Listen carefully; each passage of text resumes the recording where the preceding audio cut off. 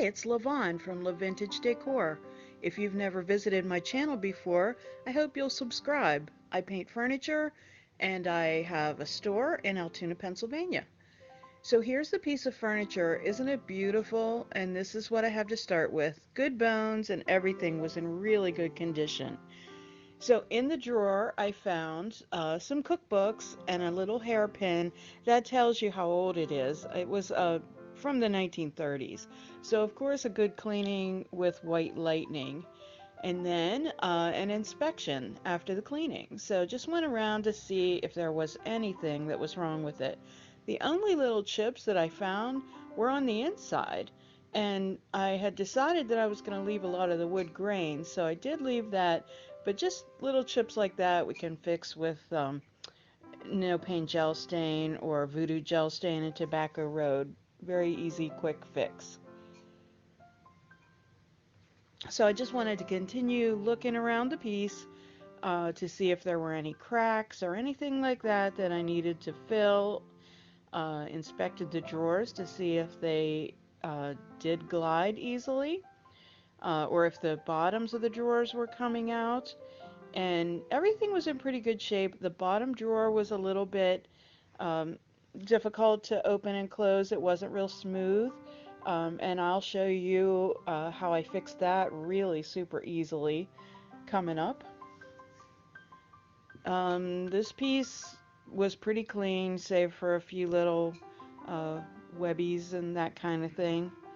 But it was real easy to clean. But no matter how clean the piece is, when you use the white lightning, you always want to rinse it with water afterwards, and you'll be surprised at how much dirt comes off. Look at the grain in that wood; it's beautiful. So I always try to conceptualize what the piece will look like by taking a picture, and then I put it in my PixArt app and put it in sketch mode, and then I can color a little bit. So the first product I used was Big Mama's Butter in Orange Grove, and I wiped out the inside of the cabinet, and also this is how I fixed that sticky drawer problem. I wiped the glides with the butter as well. And this makes the inside of the piece smell fantastic too. And all of the tops, so wherever it's going to touch, I put that basically oil on it, but it's in the form of a wax, I guess you could say. But look how easily now that drawer glides in and out. So that was quite an easy fix. No hammers and nails there. Okay, so I started with Midnight Sky, and you'll notice my brush is simply an artist brush. There's a lot of detail in this piece, and I wasn't 100% sure in the direction I was going to go, but I did know that those raised diamond shapes I wanted to do in Midnight Sky. So you'll be surprised. It seems like once I start and you're watching me paint all these details, that it'll take forever. But this piece only took me 2 days to do, and that was not constantly working at it either. I had other things to do, a store to run, and training an employee, all that kind of stuff. So it was not 100% of my attention, but I couldn't stay away from it for long, so I was anxious to get back at it when I left it the first day. And you know, the Midnight Sky detail around the edges doesn't have to be completely perfect. And you'll see why later, because I'm going to come in with some dark wax. Um, I also kind of wanted to do this color scheme just kind of to use up some paint that I had. So when you do something like this is a great way to use up paint. So I also used driftwood. That was the next color. And again, I wasn't 100% sure where I was going with all these details, but I definitely knew that this centerpiece that had most of the molding was an area that I wanted to do in that. And while I'm working on it, you'll also see I'm kind of avoiding the frame that went around that area, but I wasn't sure whether I wanted to frame that out in Midnight Sky. But as I, kept working with it, I decided to frame it out. So I have two brushes I'm working with. This is a Dixie Belle brush, and just nice round brush, and just coming in and really laying some color on those details. That's the exciting part for me, when you see that progress, when you see that happen. It's like, oh, I just can't wait to do that. I don't know, I would assume most of you understand that feeling. I like to knit also, although I haven't done it for a while. And with every row you knit, you see that pattern come out, and that is, it just propels me to keep moving. And that's the same way when I'm painting a furniture piece.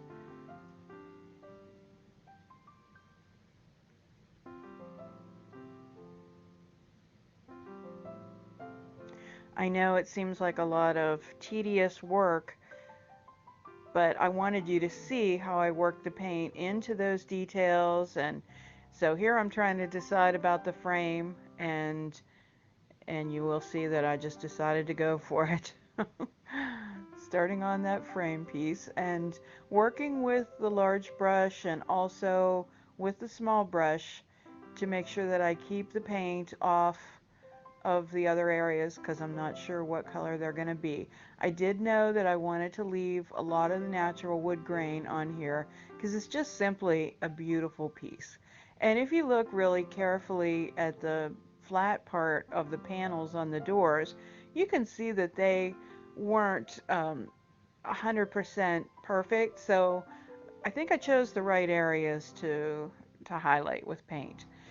As I'm painting this door, I can open it, which makes it a lot easier to paint that, so I don't have to worry about bumping up against the sides with that. So I'm really working the paint into that border that goes around the outside, and then I have to be careful when I get to that corner because the two little diamonds, half diamonds, are up in the corner. So, when you're working on a furniture piece, you're on your hands and knees and all over the place, just trying to get all of the details. So then, this wasn't in my original thought process, but I decided that I was going to use a third color. So this is Gravel Road by Dixie Belle, of course. Um, and again, finishing up paint, but what a great combination. As I kept adding color, I would step back and just take a look at it. A good way to conceptualize if you're having trouble is to take a photograph of your work, because then you'll get a fresh look at it. When you look at it on the picture, you'll often be able to say, ah, this is what it needs, and just do exactly what you need. So I only applied one coat of the colors onto these details, and when I got to the drawer fronts, I did apply a second coat in the large expansive area and also on the big drawer that has a plain middle. Um, so there's all the color on it. That's where we are with that. So then we're on to the next step. So I wanted to make the wood stand out, so I'm using Howdy Do hemp seed oil, and I am wiping down all of the wood that we're going to leave exposed. Can you see just what happens when we do this? It just brings that old wood grain to life again. So it's so easy to apply. The wood just drinks it in, and it doesn't dry oily at all. It just absorbs, and then you're left with that very soft to the touch feel, and it just revitalizes the wood. Certainly easy to do. I'm just using a paper towel, but you could use a soft rag if you wanted to.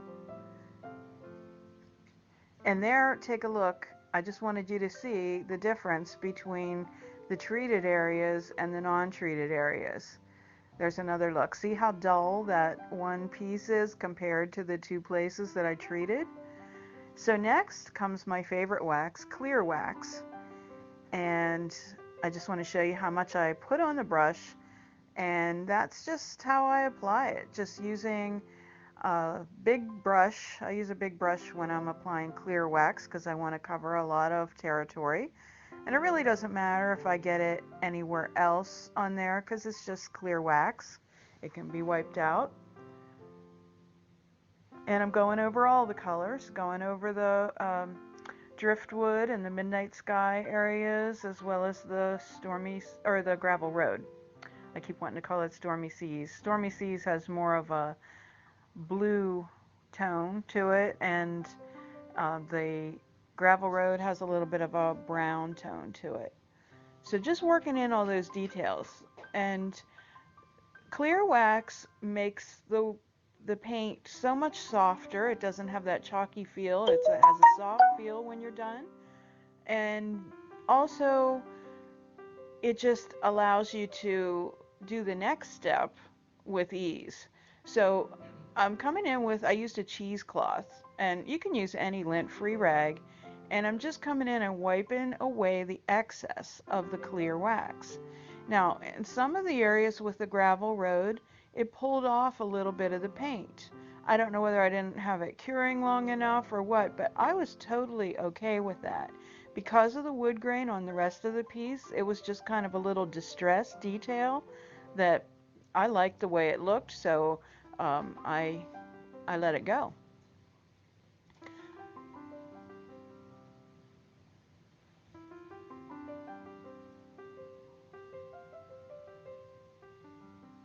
I apologize for the little notification sound. I usually do not disturb on my phone, and I guess I didn't do that, but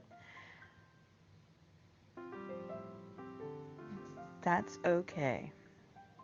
And again, here, there's a little bit of paint that was on the other area, and that's okay because this next step is going to make that all better. And I have the best dang wax in black, and you can see I've done a small area here.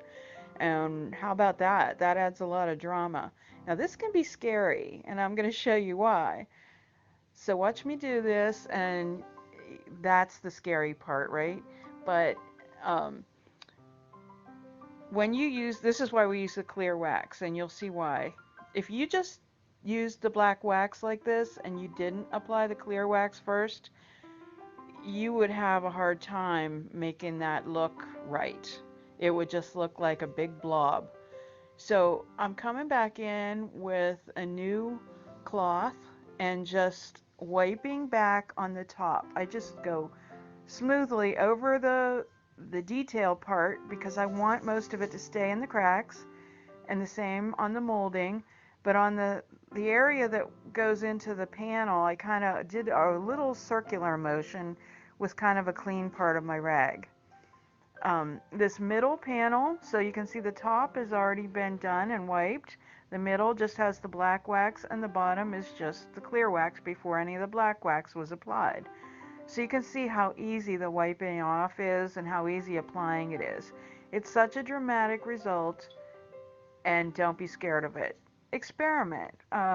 What you could do is go to Lowe's and pick up a little molding piece. You know, sometimes you can get them for pretty inexpensively, but it, you know, a couple dollars, but it has a lot of detail in it. And just, you know, make a few cuts in it so it's manageable, or buy a smaller piece, and just experiment with paints and waxes, and then that'll give you some confidence. Now here's what I'm doing. I took the clear wax rag and I went back in and wiped some of those edges, because here's a perfect example. See that one spot where there's a real concentration of black wax? Look, now it's all better because I used the residue of the clear wax from the rag that I used to wipe that off, and it really just corrects the black wax. So again, there's the differences. Now I did use a small brush and I painted all the hardware in the midnight sky, and it took 2 coats. And then I used sterling silver gilding wax to give all the details some attention. So you can see I did the black wax around the diamonds, and I did some around the door handles.